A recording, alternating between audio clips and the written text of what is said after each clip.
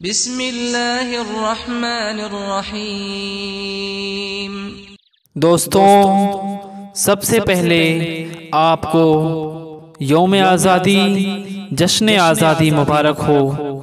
آج ہم آزادی کا 75واں جشن منا رہے ہیں، جو ہمارا بنیادی حق ہے، جس کو ہم سے کوئی سلب نہیں کر سکتا، کوئی چھین نہیں سکتا، اور ہندوستانیوں کے برطانوی تسلط سے، انگریزوں سے آزاد ہونے کی تاریخ اس بات پر شاہد ہے کہ جب عوام میں خود غلامی کی ذلتوں، رسوائیوں کا احساس ہو جاتا ہے تو دنیا کی کوئی بھی طاقت انہیں غلام نہیں بنا سکتی۔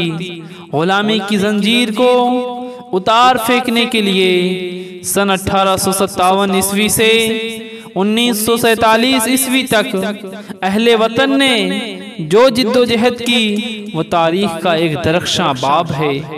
اس عرصے میں اہل وطن غیر ملکی حکمرانوں کے خلاف معرکہ آرا رہے، اور بالآخر انہوں نے وطن عزیز کو غلامی کی ذلت آمیز بندھنوں سے نجات دلا کر ہی چین کی سانس لی، اور ہندوستان کو آزادی دلانے کا مقصد ہی ہے کہ لوگوں کو اپنی سرزمین پر مکمل اختیار دینا، اپنی ثقافت کی حفاظت کرنا، اور آزادی سے بلا خوف و خطر سبھی مذاہب کے ماننے والوں کو اپنی مذہبی امور سر انجام دینے کی آزادی دینا۔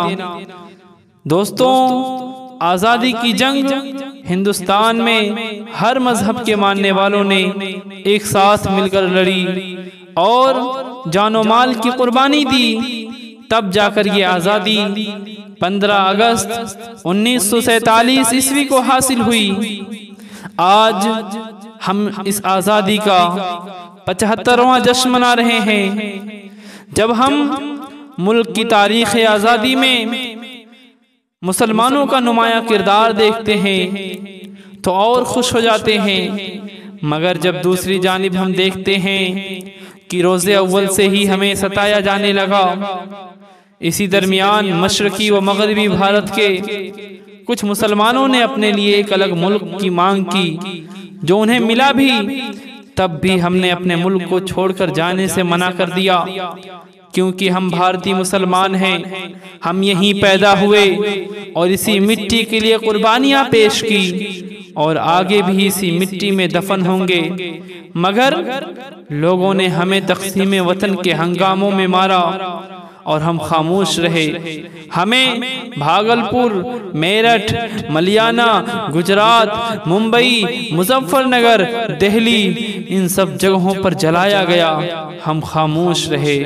ہمیں ہمارے نوجوانوں پر دہشت گردی کا جھوٹا کلنک لگایا گیا، ہم خاموش رہے۔ یقیناً ساتھیوں، اس لیے ہم کہتے ہیں کہ آزادی آج بھی طلبگار ہے آزادی کی۔